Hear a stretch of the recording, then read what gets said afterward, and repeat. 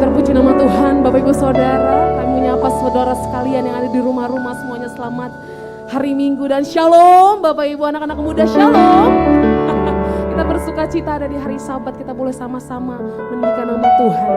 Kita percaya saat nama Tuhan ditinggikan, segala perkara Tuhan selesaikan bagi saudara dan saya. Amin. Yang percaya mari kasih tepuk tangan yang meriah buat Tuhan Yesus Bapak Ibu. Haleluya. Kita siapkan hati kita untuk mulai ibadah kita.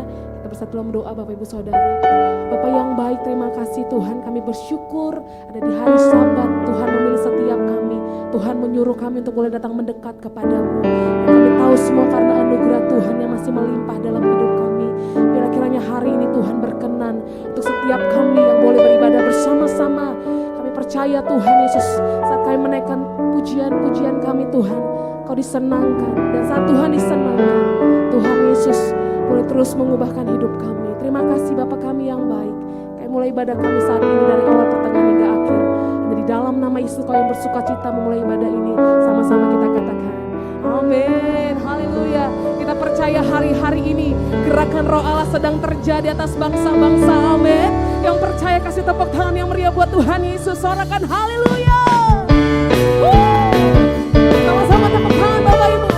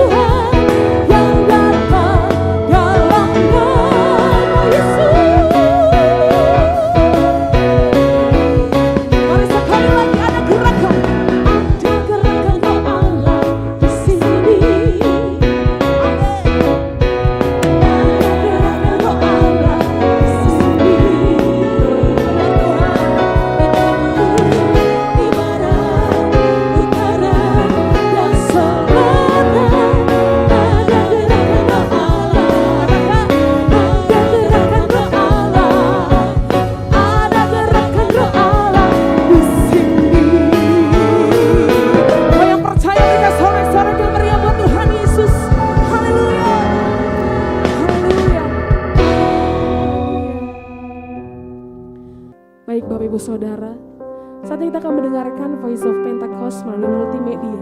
Kami ucapkan selamat mendengarkan Bapak Ibu. Tuhan Yesus memberkati.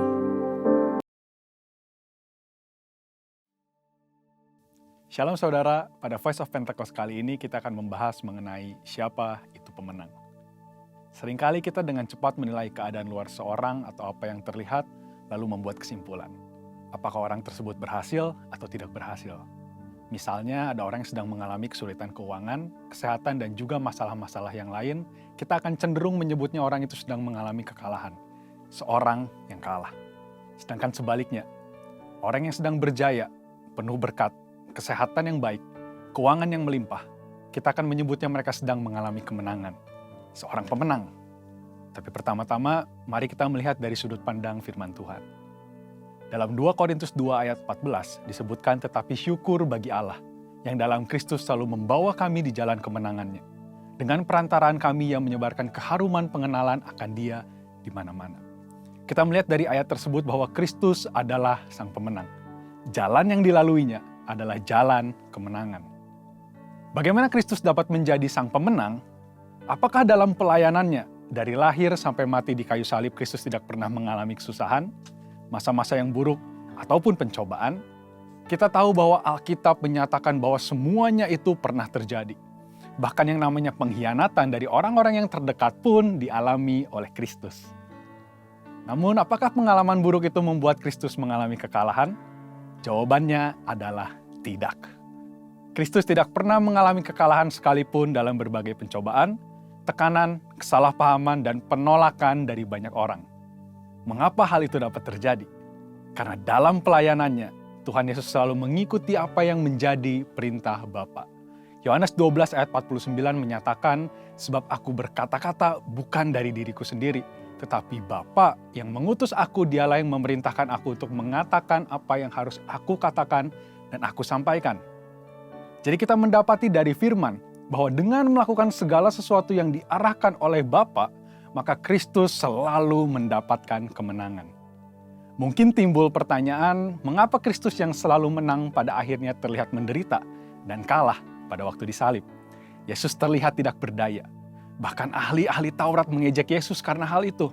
Juga seorang penjahat yang ada di samping Yesus waktu disalib. Namun firman menyatakan bahwa salib dan kematian Yesus bukanlah kekalahan sama sekali. Bahkan itu adalah sebuah kemenangan besar. Puncak kemenangan Yesus. Orang-orang melihatnya sebagai kekalahan karena memiliki paradigma yang keliru. Lalu, siapa pemenang itu? Pemenang adalah orang yang setia berada di dalam Kristus. Orang-orang percaya perlu mengerti bahwa yang paling penting adalah keselamatan dan setia di dalam Kristus. Namun perlu juga diingat bahwa iblis tetap bekerja dengan tipu muslihat supaya orang-orang percaya memperoleh kesuksesan dengan cara-cara di luar Kristus. Dengan tipu muslihat ini, orang bisa tanpa sadar semakin menjauh dari Kristus, menempuh jalan yang berbeda dengan Kristus, dan akhirnya terhilang. Ironisnya, dengan semua kesuksesan yang dimiliki, rasa membutuhkan Tuhan pun akhirnya tidak ada lagi. Iblis berusaha menanamkan bahwa kesuksesan dan kekayaan material adalah yang terpenting, dan itu menipu banyak orang. Ingat, Yesus adalah pemenang. Maka orang-orang yang ingin menjadi pemenang harus ada dan setia di dalam Tuhan Yesus. Pemenang adalah orang yang hidup dalam tuntunan firman dan Roh Kudus. Sebagaimana Kristus berjalan dalam tuntunan Bapa, kita yang rindu menjadi pemenang pun harus menjalani kehidupan yang sama. Bagaimana Bapa menuntun Yesus? Melalui firman yang disampaikan oleh Roh Kudus. Yesus dibaptis Roh Kudus di Sungai Yordan dan kemudian dipimpin oleh Roh Kudus dalam segala pelayanannya. Kita sangat membutuhkan tuntunan firman dan Roh Kudus agar dapat mengalami kemenangan. Orang yang berjalan dalam firman dan Roh Kudus pada hakikatnya adalah orang yang berjalan dalam jalan salib. Orang tersebut mengalami kematian daging dan manusia rohnya semakin hari semakin kuat. Pemenang adalah orang yang menyebarkan pengenalan Kristus. Murid-murid Kristus diperintahkan untuk menyebarkan keharuman pengenalan akan Kristus kepada semua orang. Inilah tanggung jawab kita yang sesungguhnya. Mungkin kita tidak mau melakukan hal itu, merepotkan dan tidak nyaman. Namun kemenangan yang Tuhan berikan kepada kita begitu besar dan itu tersedia juga bagi banyak orang. Paradigma kita harus berubah. Tuhan memberikan kemenangan agar kita menyampaikan hal itu kepada orang lain dan mereka mendapatkan kemenangan yang sama di dalam Tuhan Yesus. Bagaimana jika kita tidak melakukannya? Itu berarti kita belum hidup dalam kehendak Tuhan yang sempurna mengenai kemenangan. Kita seperti anak-anak yang hanya menginginkan berkat tanpa mau memikul tanggung jawab yang seharusnya.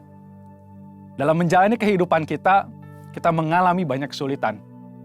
Tetapi orang yang hidup dalam Kristus pasti mendapatkan kemenangan. Tuhan mengizinkan kesulitan untuk membuat kita semakin dewasa.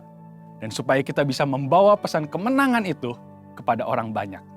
Karena itu, saudara, mari kita bangkit dan jadilah pemenang. Untuk penjelasan lebih lengkap dari tim teologi kami, silakan buka link yang ada di atas atau scan QR Code yang tersedia. Tuhan Yesus memberkati.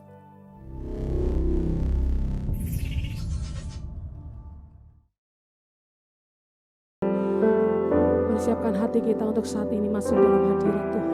Kita bawa hati kita di hadapan Tuhan saat ini. Biar Roh Kudus memenuhi setiap hati kami. Kami rindu Engkau Tuhan. Yesus Tuhan ditinggikan, dimuliakan dan naik ke surga. Dia berikan Roh Kudus-Nya menguatkan dan menolong selalu.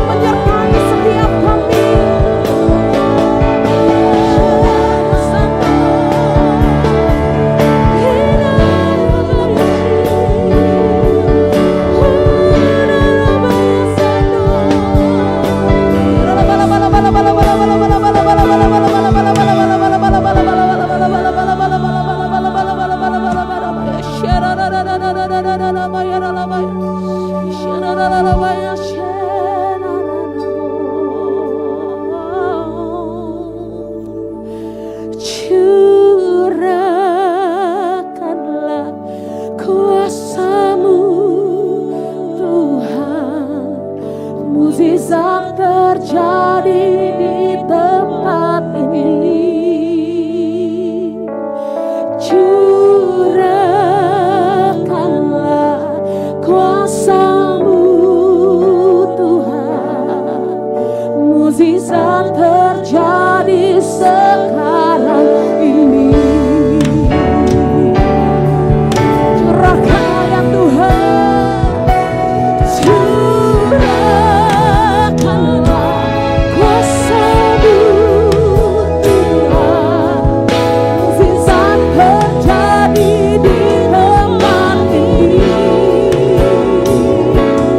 Curahkanlah kuasa-Mu Tuhan, mukjizat terjadi sekarang ini.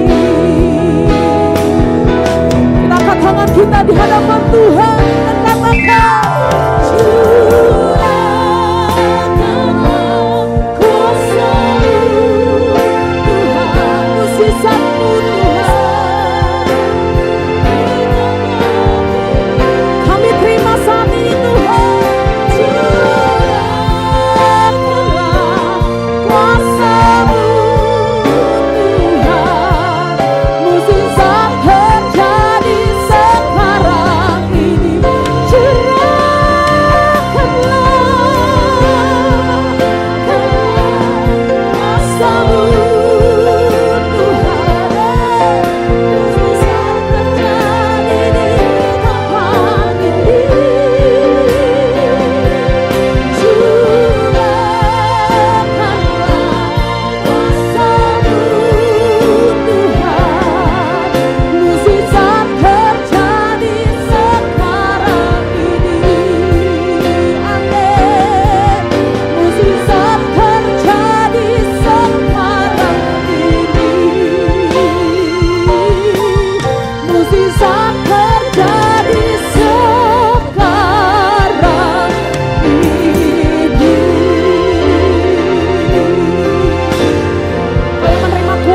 Kudus, kasih tepuk tangan yang meriah buat Tuhan Yesus.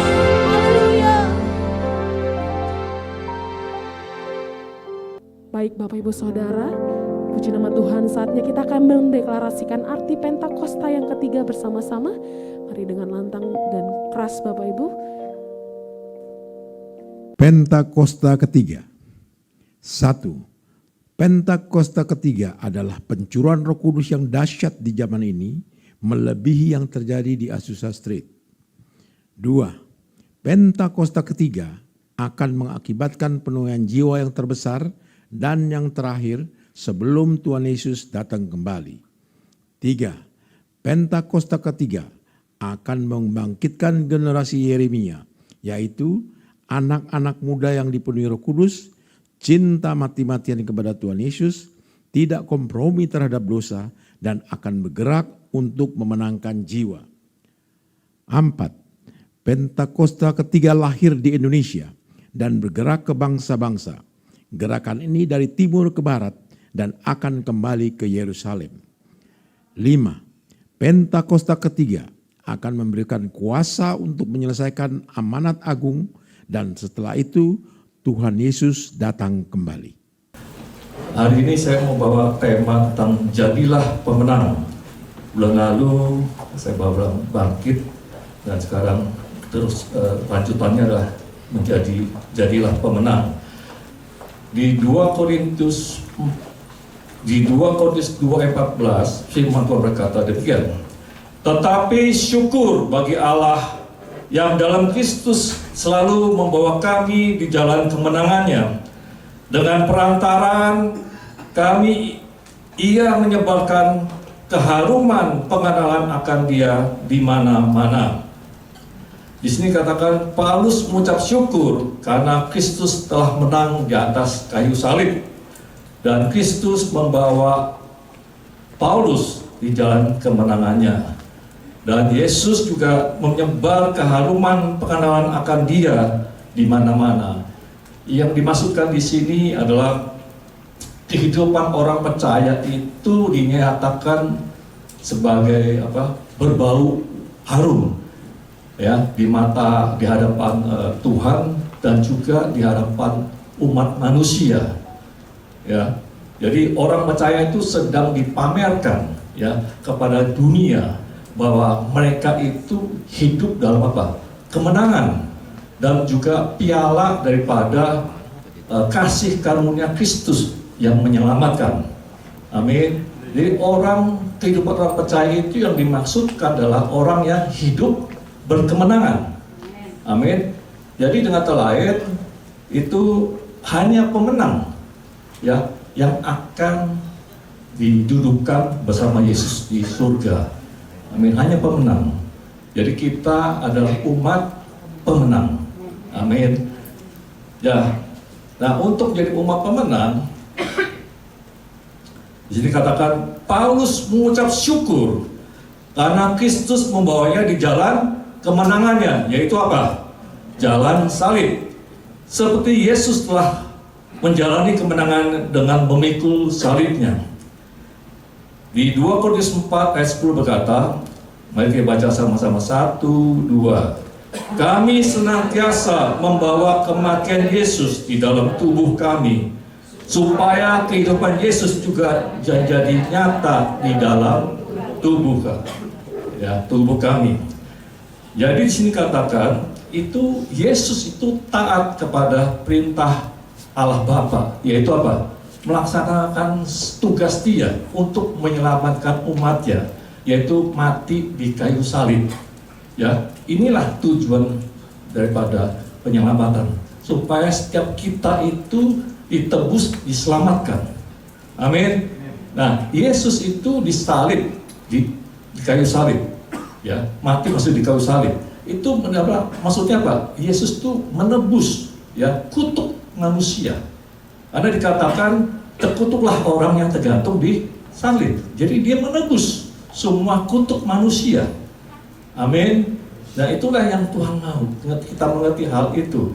Jadi penderitaan yang Yesus itu taat kepada Tuhan, kepada Allah Bapa, sehingga Dia mau menanggung semua penderitaan itu.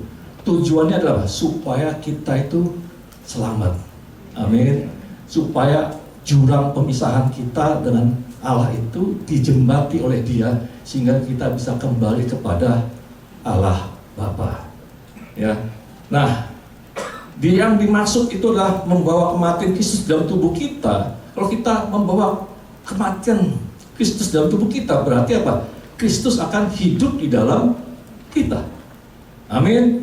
Karena dikatakan kita untuk jadi pemenang, salah satu jalannya adalah satu jalan adalah salib.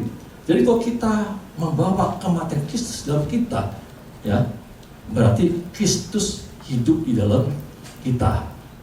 Ya, yang artinya maksudnya Yesus taat kepada Allah Bapa supaya melakukan semua perintah-perintahnya, yaitu tujuannya supaya mati menebus dosa kita. Dengan demikian juga kita taati perintah Tuhan.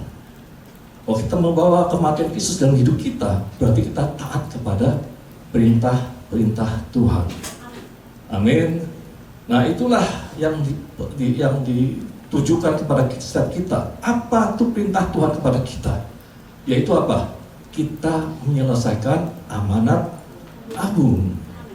Yesus mati untuk menebus kita, dan Dia taat. Dan kita pun ditugaskan untuk menyelesaikan amanat agung. Nah, itulah tujuan hidup kita, supaya kita taat. Kalau kita membawa kematian Kristus, berarti kita memikul salib. Kalau kita memikul salib, berarti kita taat. Apa tugas kita memikul salib itu? Ada tujuannya. Menyelesaikan amanat agung. Amin. Jadi dimasukkan di sini adalah membawa keharuman. Artinya Setiap kita harus menjadi saksi Kristus. Amin. Jadi saksi Kristus. Jadi sepekerja Kristus. Jadi apa yang kita nyatakan kepada dunia itu bukan hanya bisa berkhotbah aja, menyatakan firman, tetapi kehidupan kita itu nyata. Menjadi saksi seperti Yesus. Nah inilah yang saya mau. Sekiranya dunia bisa mengikuti.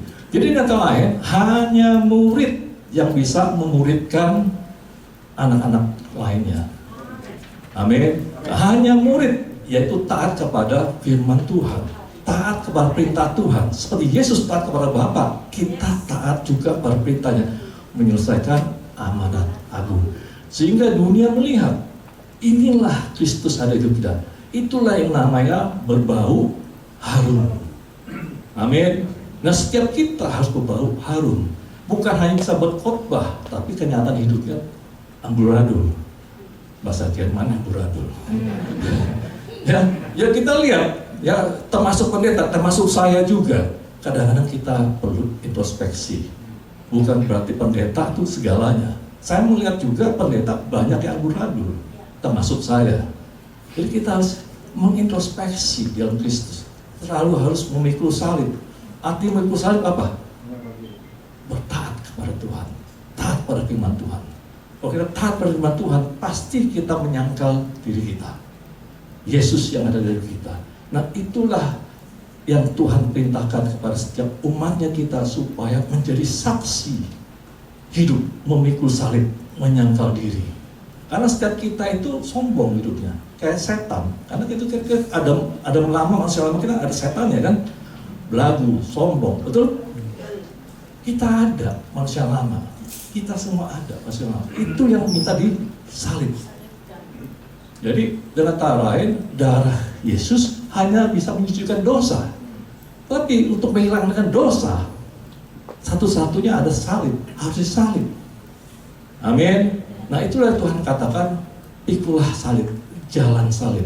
Maka itu Tuhan Yesus katakan, Tuhan sudah menang dari salib dan Dia membawa setiap umatnya di jalan kemenangannya, yaitu apa? Salib. Amin. Nah, selanjutnya, kemenangan adalah suatu pemberian, bukan dicapai, tetapi diperoleh. Dengan pengorbanan Kristus di kayu salib dan kebangkitannya dari mati, Kristus telah mengalahkan kuasa dosa dan maut. Ya. Jadi kemenangan itu ada suatu pemberian. Jadi kita tidak bisa bilang aku melakukan sesuatu yang baik. Nah, dunia bicara gitu. Maka itu mereka selalu melakukan sesuatu yang baik.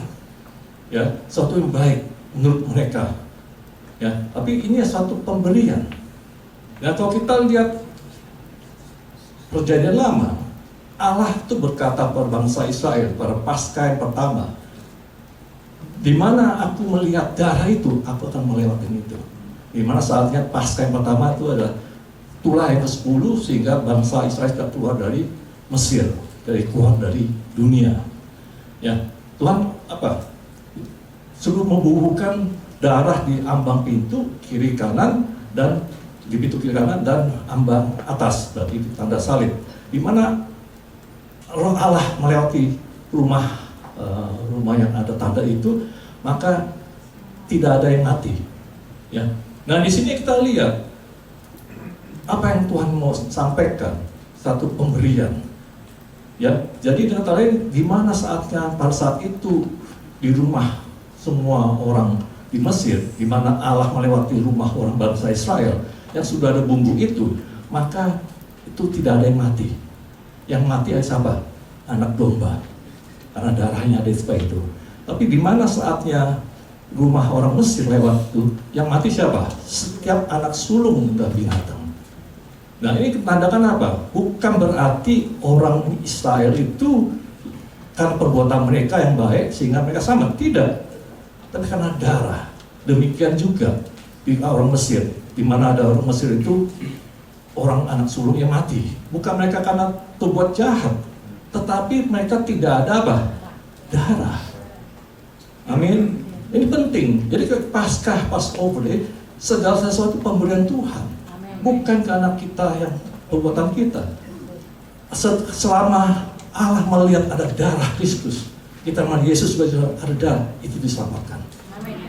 Amin. Maksudnya itu begitu. Ya. Demikian juga kita harus tahu bahwa kita keluar dari Mesir, kita keluar dari dunia ini juga satu pemberian. Ya, bukan karena perbuatan kita yang baik. Amin.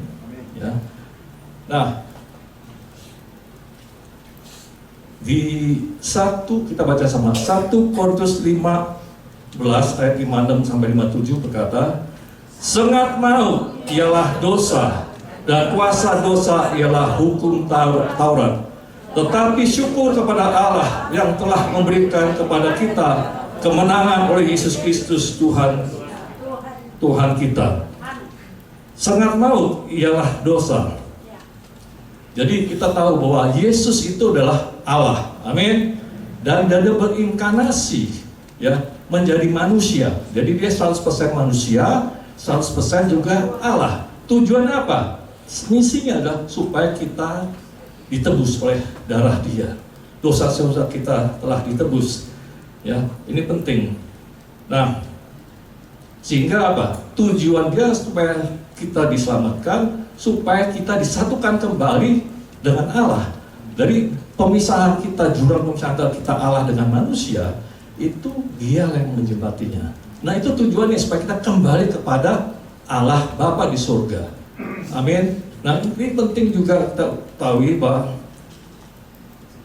dosa kita itu dimulai daripada Adam yang pertama yang apa? Tidak taat kepada perintah Tuhan. Tetapi maka itu ditebus oleh Adam yang kedua yang taat kepada Allah Bapa sepenuhnya.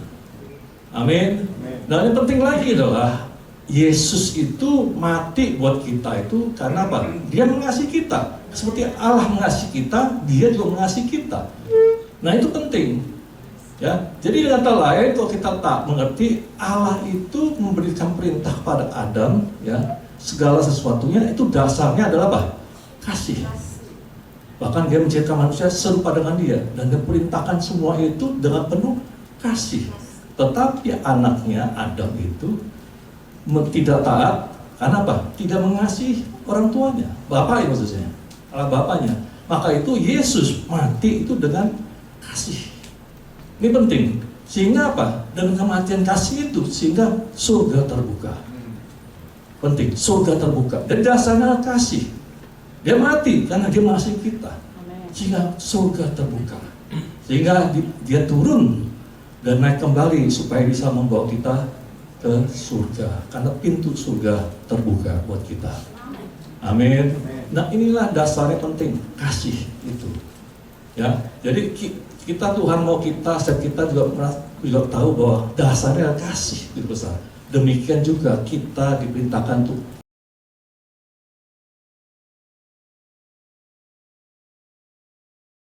seperti kita mengasihi diri kita sendiri. Dan ini suatu perintah yang harus ada. Jadi kalau kita melakukan menjadi saksi, saksinya apa? Dasarnya apa? Karena kita mengasihi dia. Maka itu kita melakukan untuk mengasihi sesama. Dasarnya adalah apa? Kasih, bukan untuk dipuji. Ingat, bukan untuk dipuji. Ya, saya ngomong ulang lagi, bukan untuk dipuji. Karena apa? Banyak orang itu mau dipuji. Amin. Jadi kita lakukan, tidak ada pamrih. Misalnya kita menolong orang, bukan untuk dipuji. Bukan juga untuk ada sesuatu di belakangnya itu. Pamrih. Amin. Itulah yang Tuhan mau jadi saksi. Bukan ada belakang-belakangnya ada embel-embel, ada tujuan sesuatu. Nah, itu manusia secara alami memang begitu. Tapi kan disalib, tidak ada lagi itu lagi. Tidak ada kasih ya kasih. Tidak kasih yang agape. Amin. Dibiasakan juga kuasa dosa ialah hukum Taurat. Karena Yesus telah mati di kayu salib, ya. Dan dia menebus kutuk kita, ya. Ini penting, ya, supaya apa? Karena orang itu kalau dasarnya dipikir harus melakukan selalu harus itu melakukan apa? Hukum Taurat dan menjadi kutuk. Karena Taurat katakan kita harus melakukan segala yang tertulis di kitab suci. Bisa nggak kita lakukan? Nggak bisa. Amin. Nggak bisa. Ya, Perjanjian Lama kata itu setiap, ya, kita harus melakukan setiap apa yang tertulis di kitab suci. Kalau tidak, itu melanggar. Kalau melanggar, itu terkutuk. Amin. Nah, ini penting. Jadi setiap kita harus mengerti, jangan kita lagi berpikir seperti itu. Jadi kalau kita sudah selamat, ya selamat. Jangan lagi punya gagasan, pemikiran, aku harus melakukan sesuatu yang baik untuk Tuhan. Amin. Kalau itu terjadi, berarti kita terkutuk lagi hukum Taurat. Yang kita harus pikirkan, kenapa harus kita lakukan baik dan benar? Kenapa? Karena kita melakukan perintah Tuhan, yaitu apa? Mengasihi dan berterima kasih kepada Tuhan. Dasarnya itu. Jangan kita berbuat baik untuk supaya kita selamat. Ingat ya, ini sesuatu yang penting. Karena banyak, termasuk saya dulu begitu. Saya harus lakukan sesuatu dah. Kalau nggak selamat saya sempurna. Tidak. Sudah sempurna. Amin. Sudah dibenarkan. Coba kalau kita masih berpikir saya harus berbuat baik untuk Tuhan, kita tuh di bawah, masuk lagi ke bawah kutuk, di bawah perjanjian hukum Taurat. Yang kita harus pikirkan, saya harus berbuat baik karena saya mau berbalas baik kebaikan Tuhan. Saya mau mentaati Tuhan karena Tuhan katakan harusnya kita mengasihi sesama. Nanti inilah yang kebenaran firman. Jadi kita jangan dibutakan atau ditipu oleh si iblis. Selalu tips dia, kamu gak baik, kamu belum baik, kamu belum lakukan sesuatu, maka kita mau lakukan sesuatu untuk yang baik, selamat. Tapi kita jatuh dalam kutuk. Amin. Ya. Tuhan telah merancang kita untuk menjadi pemenang. Untuk menjadi pemenang, kita harus berperang. Peperangan kita adalah melawan musuh-musuh rohani. Di 2 Korintus 10 ayat 5 berkata, ayat 1 baca sama-sama. Kami mematahkan setiap siasat orang yang merubuhkan setiap tubuh yang dibangun oleh keangkuhan manusia untuk menentang pengenalan akan Allah. Kami menawan segala pikiran dan menaklukkannya kepada Kristus. Nah, di sini katakan ya, di mana saatnya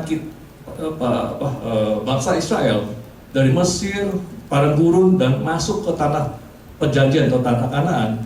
Nah, itu mereka harus melakukan apa? Peperangan. Ya. Jadi yang penting apa? Yang masalah utama itu waktu masuk ke tanah perjanjian, yang pertama adalah tembok Yeriko diruntuhkan. Nah, ini mesti tahu kita itu setelah lahir baru, cuma Yesus Kristus lahir baru, itu iblis tetap terus menyerang kita. Ya, ini menyerang kita. Ya, supaya kita tuh tidak percaya pada Yesus, supaya kita berbalik lagi kepada Mesir. Makanya itu bangsa baca di Perjanjian Lama, itu bangsa Israel terus mau kembali ke Mesir. Demikian juga kita terus mau bikin kembali ke Mesir, ke dunia. Ya, itu yang saya ngalamin juga dulu. Saya juga setelah lahir baru rasanya kok nggak enak.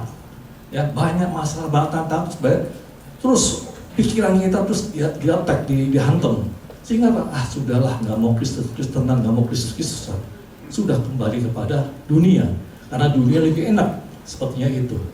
Nah, inilah yang iblis terus menyerang kita itu. Amin. Nah,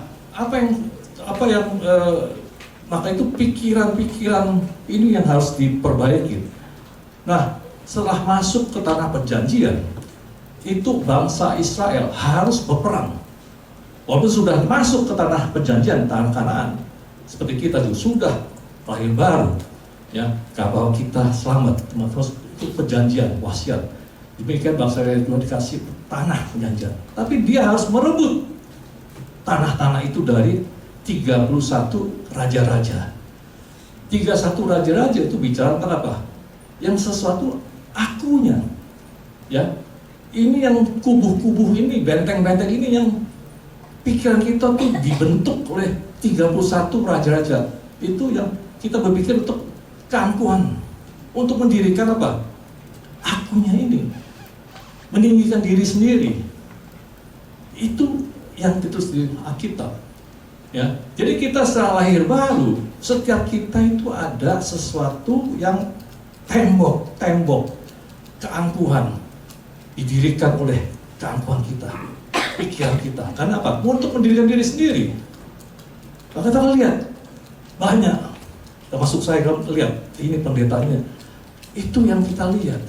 Ada sesuatu yang keangkuhan yang harus diruntuhkan. Amin.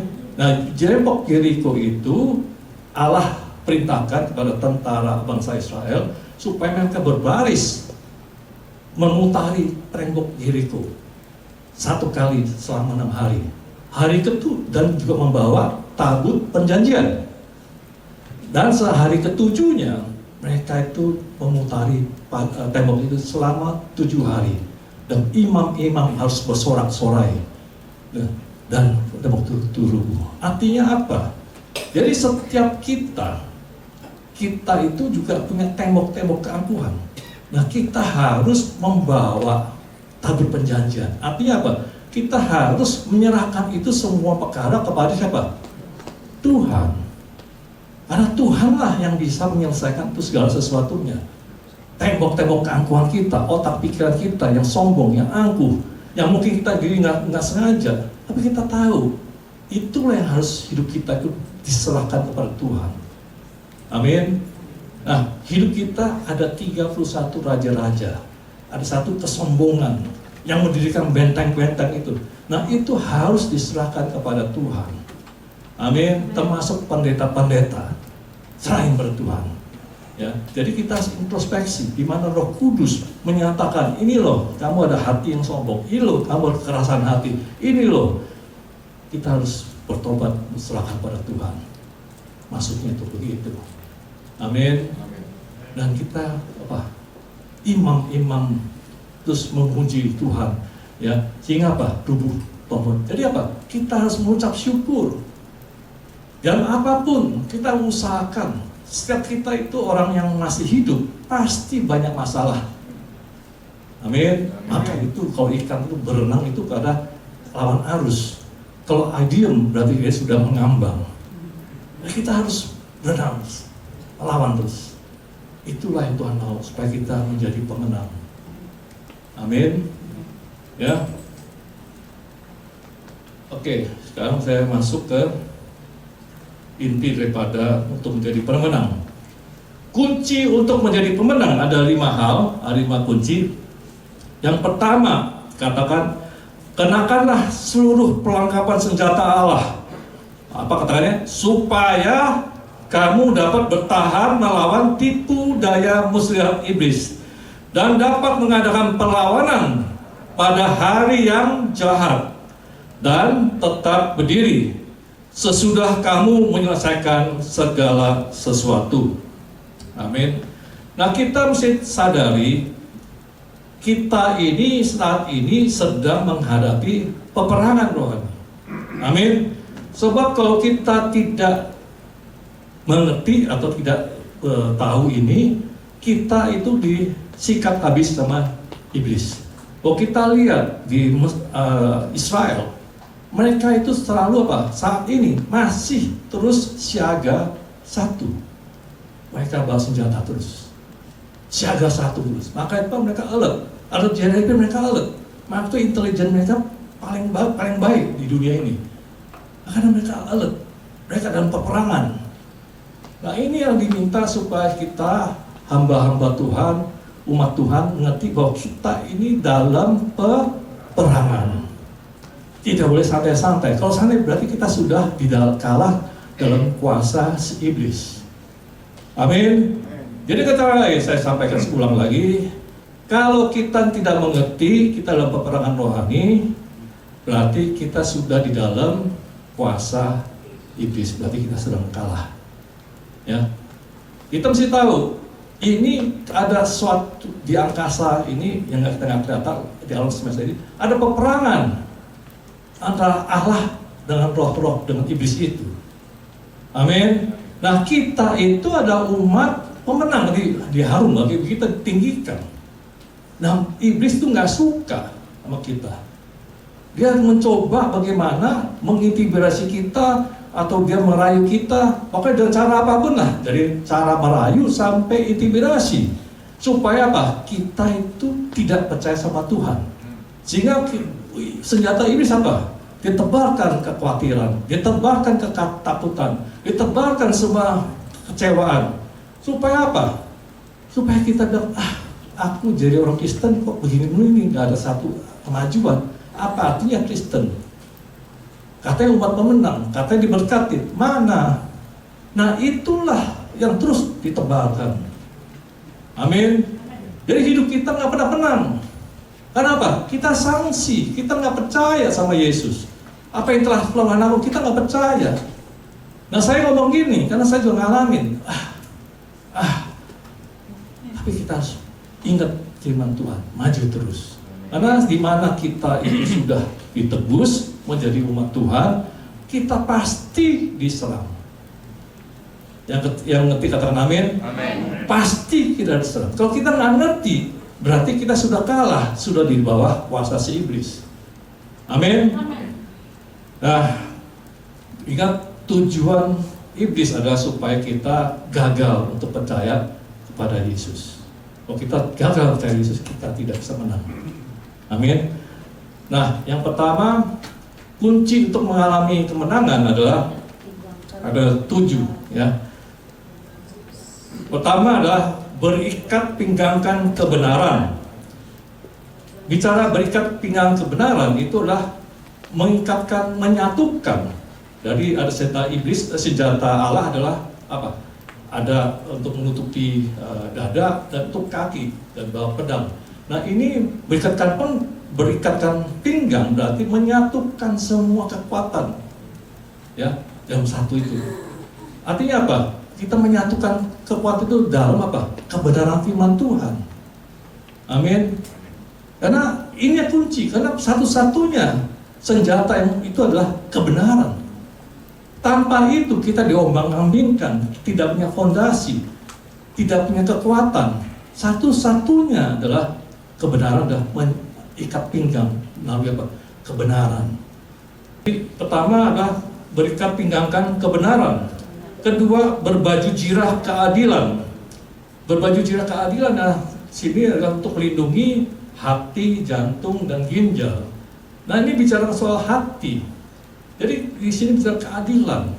Bicara keadilan itu yang tertinggi itu Tuhan mau kita apa? Bicara keadilan itu bicara apa?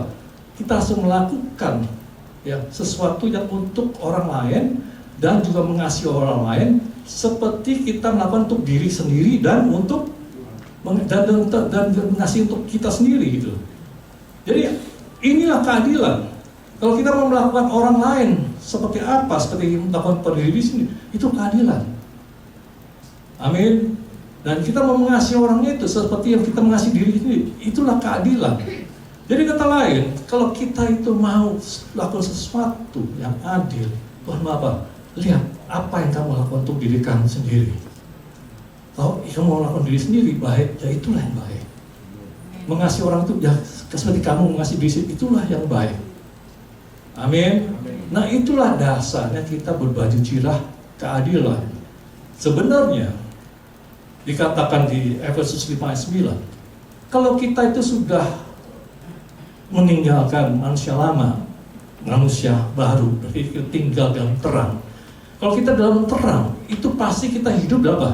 Kebenaran, keadilan, dan apa? Kebaikan. Ya. Hanya kita tinggal dalam kegelapan, masih tinggal kegelapan, itu pasti musuhnya, pasti kita ada iri hati, ya, memikirkan diri sendiri, pasti itu musuh itu. Jadi kalau kita masih merasakan mementingkan diri sendiri, iri hati, berarti kita masih di dalam, tinggal dalam apa? Kegelapan. Tapi kalau kita dalam terang, pasti, katakan apa? Pasti kita melakukan sesuatu yang benar, baik, dan kita lakukan yang benar, yang adil. Nah, inilah pesan Tuhan. Yang ketiga, kasut kerelaan beritakan Injil damai sejahtera. Ini penting, ya.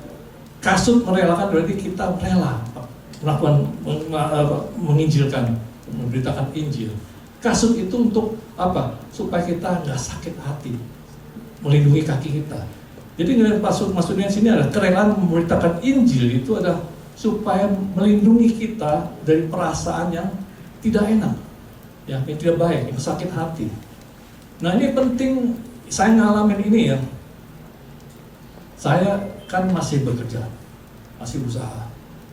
Banyak urusan yang bertubi-tubi, ya, yang terus datang, ya. Kadang-kadang saya juga bingung gimana mengatasi. Sedangkan saya harus membuat ini untuk khotbah. Karena waktunya sudah mepet, udah saya harus istilahnya tinggalkan dulu masa-masa saya. Dan saya minta supaya saya punya damai sejahtera untuk menyiapkan khotbah. Ya, tapi setelah saya siapkan ini dengan berdoa, Tuhan supaya siapkan kasih saya ini, pewahyuan untuk pengertian untuk saya siapkan khotbah ini. Nah, disitulah ada satu ketenangan, damai. Amin. Nah, anehnya juga setelah kita siapkan semua itu, banyak hal, ya, yang kita, karena saya berserah pada Tuhan. Karena saya kalau nggak berdoa, nggak serah pada Tuhan, saya nggak punya tenang, nggak bisa siapin khotbah karena urusannya bertubi-tubi. Karena saya mesti siapkan khotbah, saya minta, saya serahkan ini kepada Tuhan. Nah, luar biasa itu Tuhan. Kalau kita berserah kepada Dia dan kita siapin apa yang harus kita lakukan, itu Tuhan menyelesaikan masalah-masalahnya atas masalah-masalah kita. Amin. Nah, inilah itulah kebenaran firman Tuhan, ya, yang rela mengabarkan Injil. Dan kalau setiap kita itu, ya, umat Tuhan, kalau ada masalah, siapin sesuatu, coba ikut ke kom, ya, atau maksud saya ikut ke kul gitu, ya, Pak, supaya bisa sharing, menyampaikan sesuatu, bisa menginjil. Itu luar biasa. Nah, kalau kita lakukan itu, kita akan lihat kuasa Tuhan, tangan Tuhan ikut campur dalam masalah kita. Nah,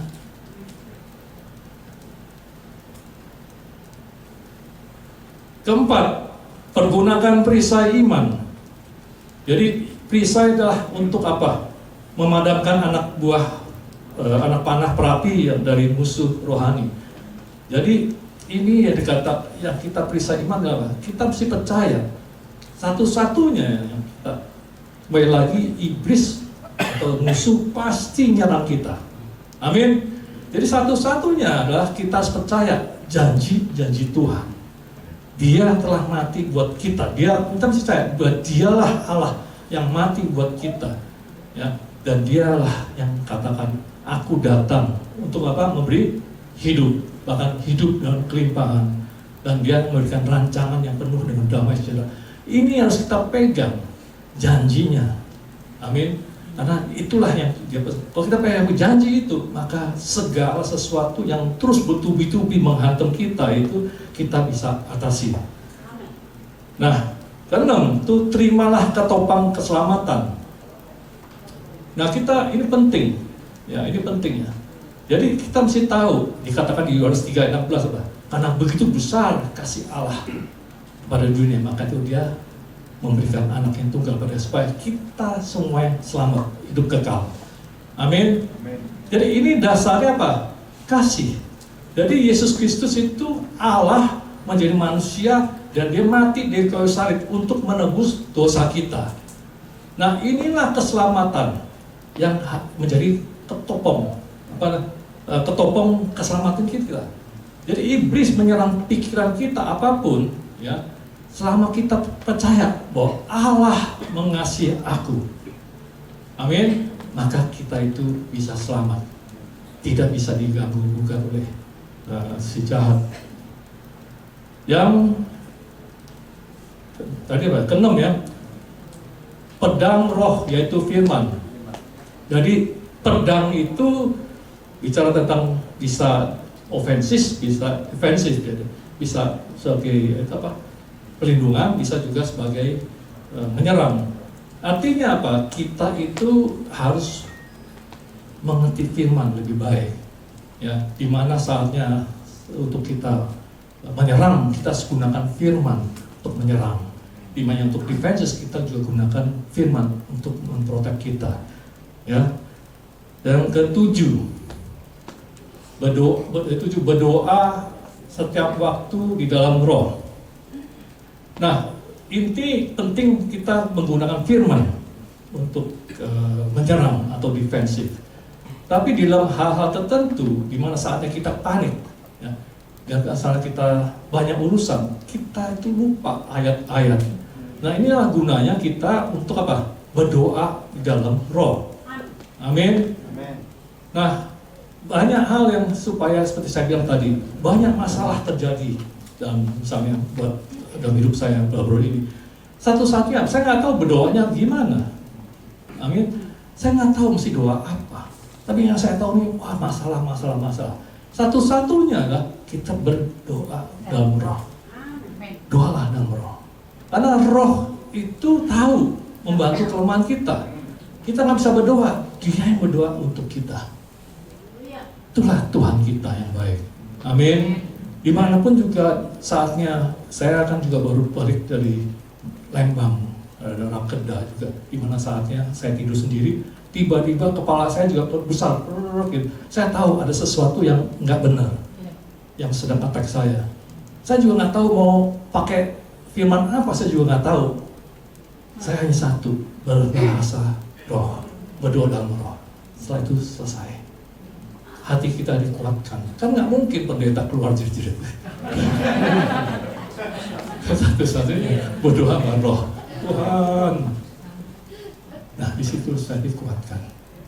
Amin. Kalau kita ngalamin semua ini ya, kita akan terus, Tuhan Kau baik, Tuhan Kau baik. Inilah yang menjadi saksi. Tuhan mau kita bersaksi. Apa yang terjadi di hidup kita pasti Tuhan izinkan.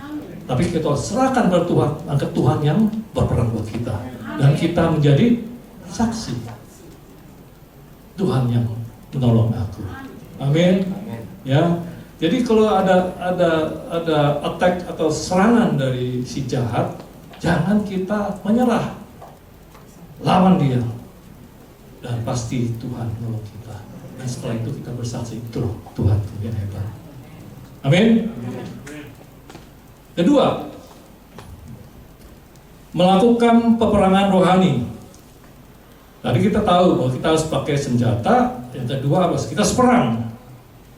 Amin. Gak bisa kita sebagai umat Tuhan terus kita nggak mau perang, takut sama setan lagi. Gak bisa, lawan dia, perang. Ulangan 20 ayat 1 dan 4 berkata demikian, 1, 2. Apabila engkau keluar berperang melawan musuhmu dan engkau melihat kuda dan kereta, yakni tentara yang lebih banyak daripadamu, maka janganlah engkau takut kepadanya, sebab Tuhan Allahmu yang telah menuntut engkau keluar dari tanah Mesir menyertai engkau. Sebab Tuhan Allahmu, Dialah yang berjalan menyertai kamu untuk berperang bagimu melawan musuhmu dan maksud memberikan kemenangan kepadamu.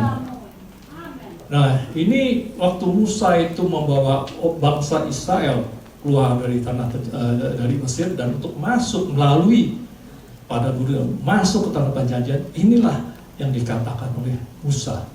Ya. Jadi ini pesan kepada apa? Supaya kalau kita lihat segala sesuatu, yang penting apa? Hati kita mesti tahu bahwa kita harus kuatkan, teguhkan hati kita. So kalau kita udah kecut, tawar hati kita itu udah kalah, tidak ada kekuatan. Jadi kita diminta supaya setiap kita percaya Yesus Immanuel, Yesus menyertai kita. Jalan ke tanah perjanjian, jalan supaya kita raih kemenangan. Karena Dia sudah memberi kita apa? Kemenangan. Kuncinya apa? Salib. Mikul salib. Yaitu apa? Ketaatan. Selama kita taat sama Dia, jalan masalah. Sebenarnya Tuhan izinkan segala sesuatu, izinkan, serang izinkan. Ya, bahkan kita harus ambil berperang. Perang, bukan kita sampai perang. Kalau kita perang, kita menang. Janji Tuhan menang. Sebab kalau kita nggak perang, bagaimana kita bisa menang? Kalau kita nggak pernah menang, bagaimana kita bersaksi? Menyelesaikan amanat agung adalah kita harus bersaksi sebagai Kristus, bukan berkhotbah, bersaksi. Jelas? Harus bersaksi. Untuk bersaksi, Yesus menang buat saya. Perang. Amin. Bukan berkhotbah saja, tapi harus berperang. Menjadi saksi, kenyataan. Yesus itu hebat. Kalau enggak, kita nggak bisa menjadi saksi. Ya, supaya apa? Dikatakan apa? Umat manusia itu, umat Allah itu adalah berbau harum. Apa artinya berbau harum itu? Ya apa? Menang. Kalau kalah terus, enggak berbau harum. Bagaimana bersaksi? Jelas? Ya, harus berperang. Nah, inilah yang kita katakan, Musa katakan. Karena mereka itu bukan orang yang tentara, orang biasa. Tapi mereka harus melatih perang. Dan mereka harus berperang. Mereka harus melatih. Kan mereka harus, tanah perjanjian harus diambil. Ambil itu apa caranya? Rebut perang. Sedangkan mereka nggak punya pengalaman perang. Seperti kita. Kita kan keluar dari dunia, dari Mesir, sama juga. Kita harus perang. Pak, aku tidak bisa, aku orang biasa, aku orang usaha, aku orang kerja, gimana perang? Pendeta aja yang perang katanya kan? Enggak, semuanya harus perang. Setelah kita maju, maka itu di sini Tuhan katakan, di firman Tuhan ayat 4 katakan, aku yang akan berperang, memberikan kemenangan. Amin. Sehingga setiap kita akan menjadi saksi. Kuncinya adalah apa? Setiap kita harus apa? Memikul salib. Yaitu apa? Taat. Kalau kita taat, pasti menyangkal diri. Amin. Jadi nanti kita lihat ya, mulai sekarang. Siapa yang tidak menyangkal diri? Amin. Berarti tidak taat. Berarti egonya masih ada. Kita harus diserahkan. Berarti itu 31 raja-raja masih ada di dalam tubuh dia, dalam kehidupan kita, termasuk saya ya. Harus kita serahkan. Tuhan, aku serahkan kehidupan saya. Pikul salib. Ya, jadi kunci untuk menang adalah apa? Pikul salib. Ya. Jadi cara untuk kita mengandalkan Tuhan gimana? Ya, kita harus menghidupkan firman Tuhan. Seperti Yosua disuruh masuk dalam perjanjian, tapi disuruh Allah apa? Renungkan firman siang dan malam. Supaya apa? Hati kita kuat, hati kita teguh, dan kita akan jalan sesuai dengan firman Dia. Dan apapun yang dilakukan Yosua dan kita pasti menang dan berhasil dan apa? Beruntung. Ini penting ya. Jadi kalau kita yang namanya berusaha itu bukan hanya berhasil saja, tapi beruntung. Bukan kalau ada orang berhasil tapi rugi, buat apa? Harus beruntung. Tapi serahkan semuanya kembali, harus pegang tabut perjanjian. Artinya apa? Dimanapun kita itu kan pegang tabut perjanjian, serahkan kepada Tuhan, libatkan Tuhan. Amin. Disitulah kemenangan-kemenangan kalau kita lihat sejarah, kemenangan bangsa Israel. Kenapa? Dia membawa tabut perjanjian. Demikian kita juga bawa Yesus Kristus dalam kehidupan kita. Amin. Libatkan semuanya supaya apa? Yesus yang bergerak. Kenapa? Dia kata ayat 4, dia yang melakukan peperangan, memberikan apa? Kemenangan. Amin. Ketiga, tunduk pada Allah dan lawanlah iblis. Yakobus 4 katakan, karena itu tunduklah kepada Allah dan lawanlah iblis, maka ia akan lari padamu. Lari daripadamu. Jadi ini penting ayat ini. Jadi di sini apa? Disuruh lawan. Ya. Jadi iblis harus dilawan. Amin. Jangan kita yang lari, kita harus lawan. Amin. Memang kita takut, tapi kita percaya firman Tuhan. Yang penting apa? Kita tunduk pada Tuhan Yesus Kristus. Amin. Dan kita harus lawan. Nah, begini. Jadi iblis itu kan seperti apa? Singa mengaum-ngaum. Sama juga kalau kita itu punya anjing. Anjing kalau lagi sedang tidak setia atau tidak mau dengar lagi ini, dia akan menggonggong terus, gonggong. Bahkan dia geram mengintimidasi kita. Amin. Nah, kita itu sudah dikasih kuasa oleh Yesus Kristus. Nah, kita itu tuannya anjing itu.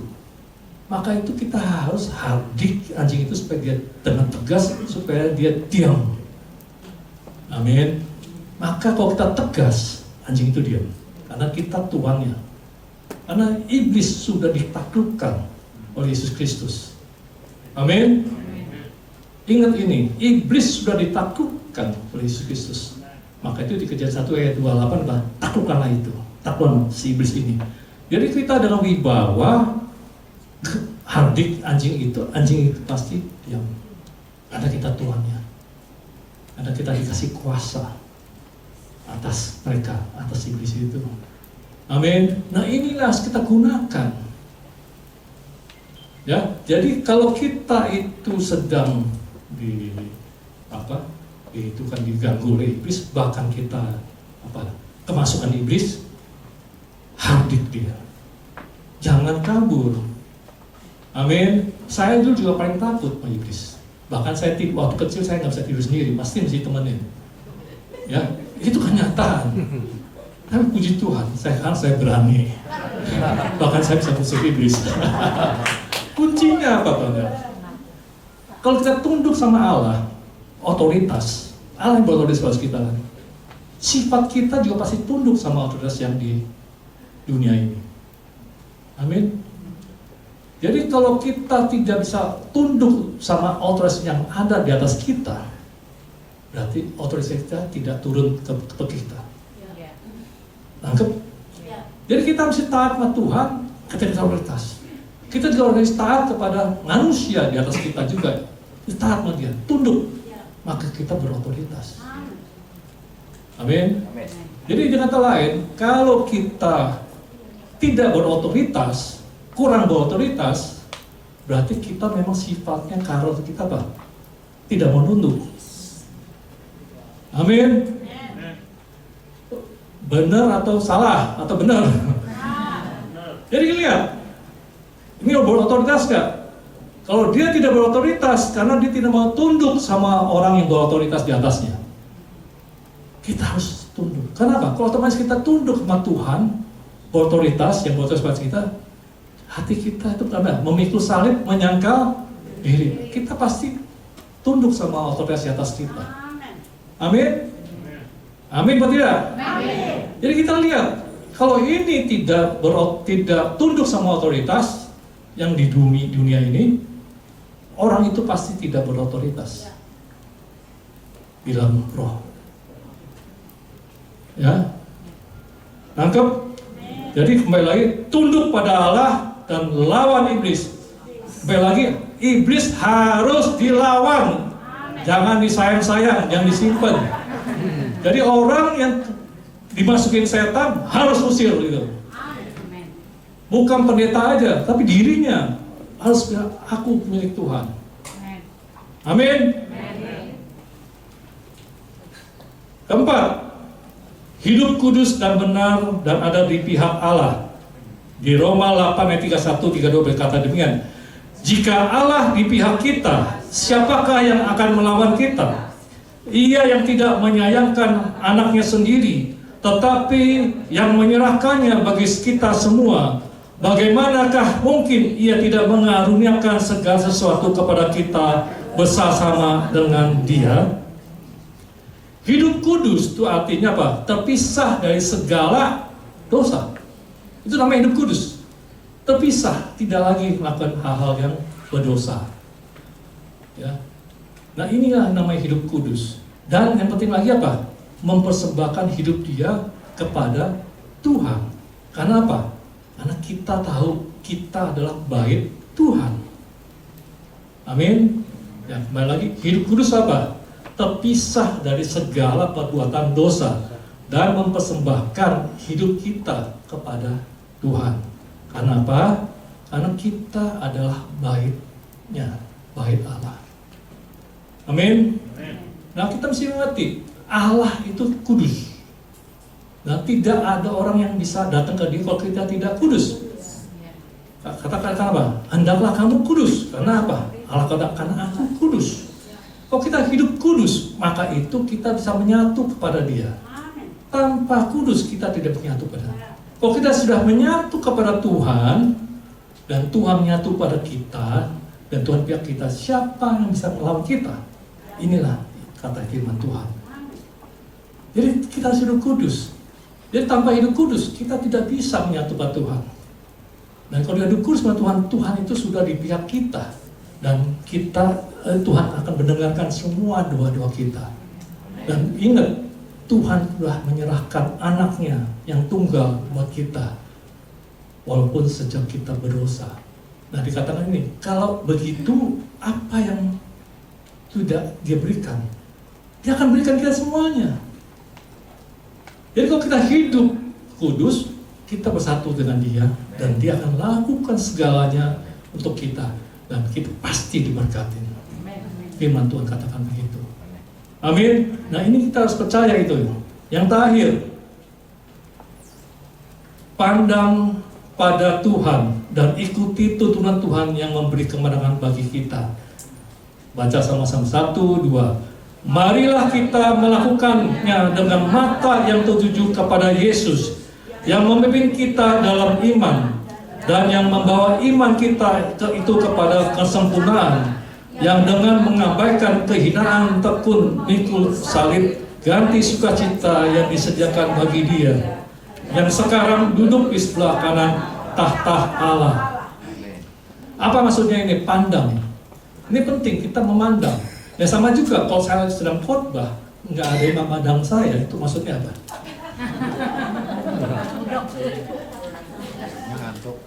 Hah? Betul nggak?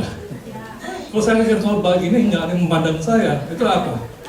Aduh, ini saya satu penghinaan kan gitu kan? Ya sama. Kalau kita memandang Yesus, maksudnya apa? Menghormati dia. Memberi apa? Harapan kepada dia. Amin. Dengan satu apa? Sikap iman. Iman pada dia, mandang dia. Pasti Tuhan tolong aku, Tuhan aku. Mandang dia. Amin. Nah itu hasil memandang. Kalau kita memandang, menghormati dia, kita berharap pada dia. Kembali lagi, siapa yang berharap pada dia tidak akan kecewa. Nah ini Tuhan mau, pandang dia, maka dia akan turun tangan. Amin. Nah disitulah Tuhan mau supaya kita mengerti firman Tuhan, pandanglah dia. Amin. Sama aja kalau saya khotbah, kalian itu bicara, nggak ada yang memandang, mana mungkin turun tangan Tuhan. Ya, dengerin ya, ya, makin semangat saya ngomongnya kan. Tapi sama dia Tuhan, kita lihat ya sikap Tuhan, lihat, pasti dia turun tangan. Amin. Ya percaya bahwa Tuhan itu baik. Dan kalau kita mandang dia, serahkan pada dia, dia akan apa? Melakukan apa? Keselamatan bagi kita. Dia akan mengerjakan keselamatan bagi kita. Ya, kembali lagi, buat kita yang sudah lahir baru, sudah ditebus, itu ada sesuatu perjuangan terus sampai Yesus datang kedua kali. Amin. Nah, inilah kalau kita terus pandang Tuhan, Roh Kudus yang dalam kita itu yang melakukan terus keselamatan ya bagi kita. Kenapa? Kita nggak sanggup. Ya, kita nggak mungkin bisa melawan iblis dengan kekuatan kita. Kita nggak mungkin tidak berbuat salah kalau tidak mengadakan Tuhan. Tapi kita, Tuhan tolong aku, terus pimpin aku, bimbing aku, tuntun aku terus. Berserah pada dia, lihat pada dia, maka dia terus yang mengerjakan keselamatan kita. Amin. Ya, disitulah dikatakan apa ya? Ayatnya apa tadi? mata yang tertuju kepada Yesus yang memimpin kita dalam iman, dan yang membawa iman kita itu kepada kesempurnaan. Artinya apa? Jadi kalau kita terus memandang Dia, itu Dia akan bawa kita pada ke dalam iman, dan iman itu akan disempurnakan. Artinya apa? Kita itu akan diberikan apa? Kekuatan yang datang dari Dia. Amin. Nah, itulah 5 kunci untuk menjadi pemenang. Yang pertama, kenakanlah seluruh perlengkapan senjata Allah. Kedua, kita harus melakukan peperangan. 3, tunduk pada Allah dan lawan iblis. Keempat, ya, hidup kudus dan benar dan ada di pihak Allah. Yang kelima, ya, hidup kudus dan benar dan ada di pihak Allah. Amin.